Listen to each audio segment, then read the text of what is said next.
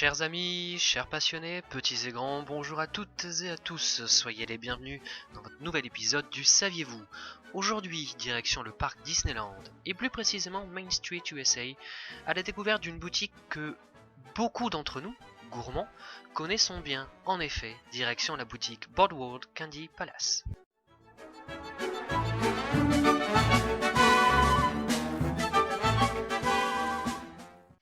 Pendant que les pères, eux, inspectent la boutique Main Street Motors, que les mères essaient les ravissants vêtements de Disney Closures, les enfants, eux, enfants petits et grands, doivent trouver un lieu de ralliement, d'où la présence dans Main Street USA de cette boutique Boardwalk Candy Palace.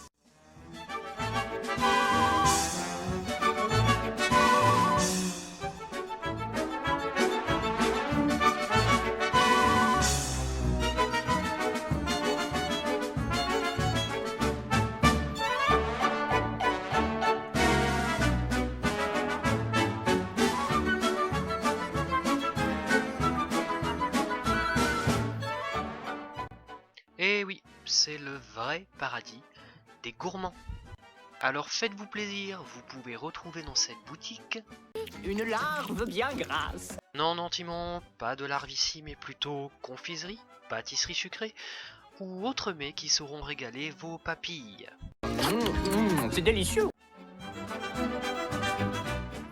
Il existe une ville aux États-Unis dont les bonbons ont une histoire particulièrement intéressante. C'est Atlantic City et ses Saltwater Taffies.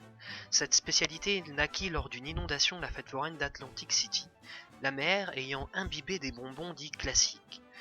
Les Imagineers choisirent donc ce thème pour la boutique. Ne pouvant communiquer sur le thème du magasin avec des mots trop nationalistes côtoyant Disneyland Paris, ils eurent recours aux maquettes, aux décors et à cette fresque pour évoquer l'époque et l'ambiance. Parmi les symboles les plus parlants et les plus appétissants se trouvent les gigantesques colonnes de bonbons à l'intérieur de la boutique. Elles donnèrent bien du fil à retordre aux Imagineers. En effet, quelques jours à peine l'ouverture du parc en 1992, ils ont commencé à remplir à la main, bonbon par bonbon, ces colonnes creuses. Chacun de ces bonbons était en verre et avait été livré et protégé par du papier de soie. Il fallait donc commencer par les déballer un à un, ce qui prit des heures. À l'issue de ce travail titanesque, les Imagineers ont réalisé que certains étaient trop sombres pour laisser passer la lumière à travers ces colonnes. Une nouvelle nuit fut donc nécessaire à trier les bons des mauvais. Malheureusement, il n'avait plus assez de bonbons transparents. L'une des colonnes utilisait donc encore en 2014 des bonbons opaques.